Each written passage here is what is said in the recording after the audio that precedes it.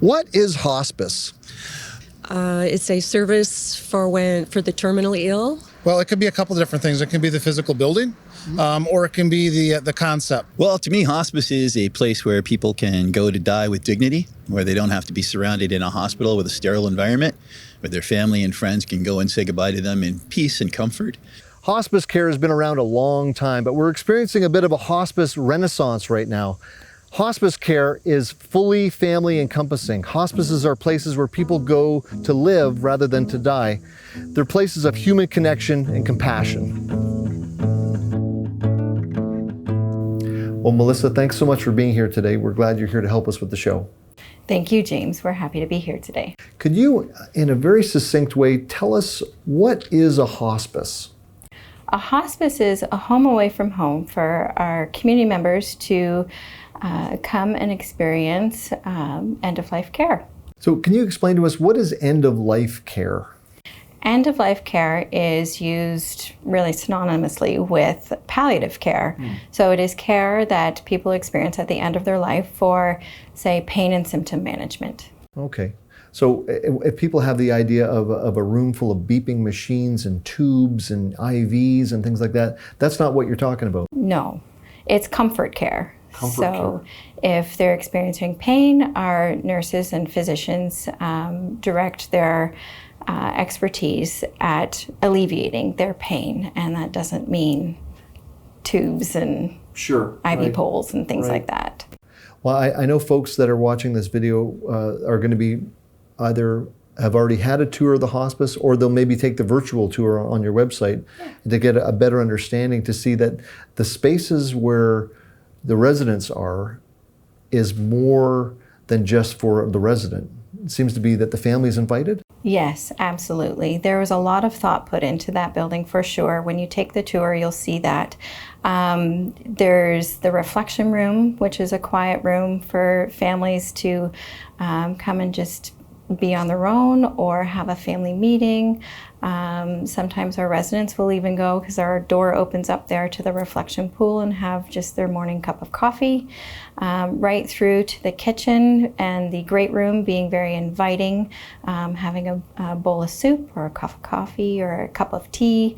Our volunteers are right there manning our kitchen, and they're very friendly and open to conversations. And sometimes there's a big TV in there, and sometimes you'll even see movie night, or the Olympics were a big thing when they were on, and it was just a place to gather and have conversation and maybe even a couple of laughs. Right.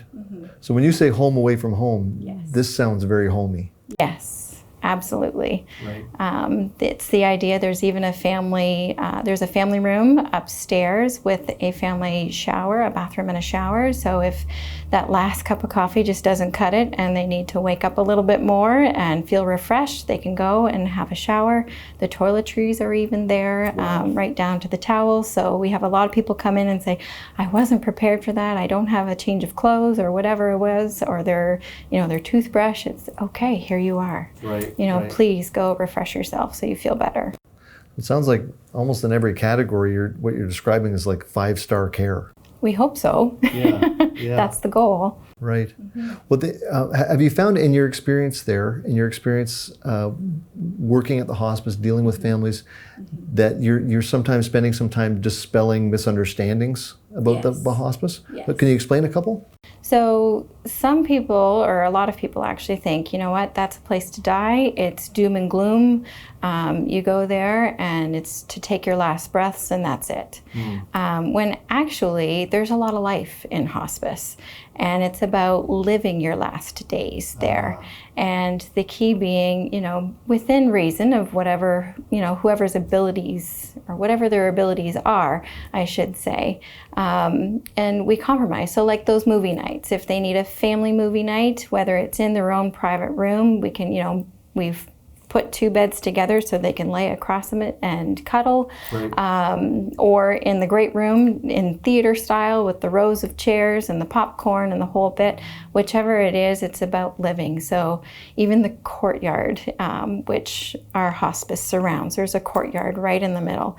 And it's about going outside and just taking in the fresh air and the sunshine and having those mindful moments and enjoying life and nature around us. That's beautiful. That's beautiful. I've had several folks that I know personally have been residents there, and there seems to be this theme, people saying or embracing this idea of saying, I didn't come here to die, I came here to live. Yes. And of course, we know what happens, that people often are in the last stage, and then death is involved, and we all are terrified of death, but the idea that the care is far beyond minimal. Mm-hmm.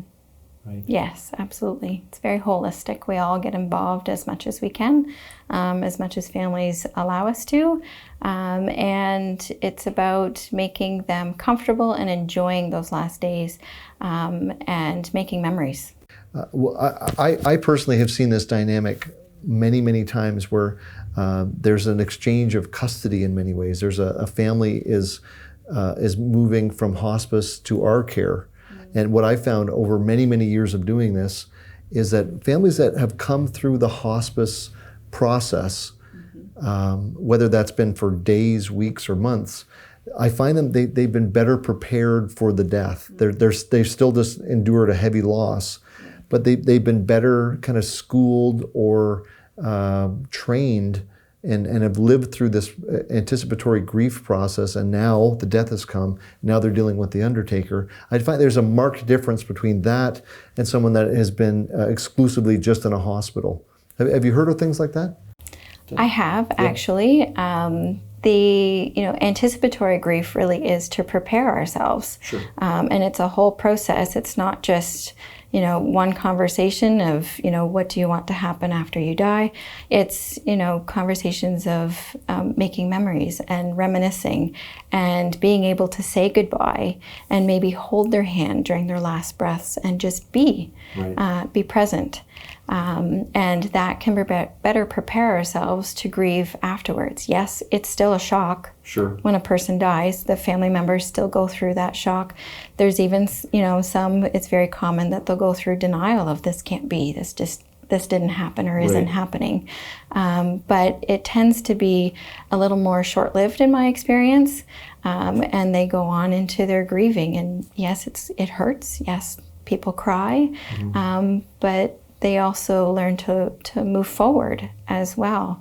And they're able to fulfill wishes because those conversations happened before a person died. Right. So what you've just described there, a person has come through the whole process, a death's occurred, they've had the send-off of whatever degree. What would be your hope as hospice workers for that family? Does your care just stop there? No, our doors are always open. And our hope is that they're treated with the same respect and dignity as they have throughout the whole process beforehand while at hospice. Continue on with their work with the funeral homes or funeral providers out in our communities. Right. And then there's always the knowledge, and if they don't know even, that our funeral providers will refer back to hospice for bereavement services. We do have an outreach program now that offers one-to-one bereavement counseling. We also offer various support groups that, yes, we took a little break for the summer and only offered a few, but there's many coming this fall that are quite exciting for us to be able to provide. So our hope is that they feel welcome to come back and continue their grief journey. So there is a continuation. A person can almost sort of double back, and relationships maybe they've already started there. Yes. I know personally, we've had some of our clients say we did the plant thing, or we did the yoga thing, or they're changed for the better. Oh, good. Yeah. I'm glad to hear that. Yeah. That's our hope. Yeah. Yeah, that's excellent. Well, Melissa, thanks so much for helping us make Canada's only death care show. Thank you, James.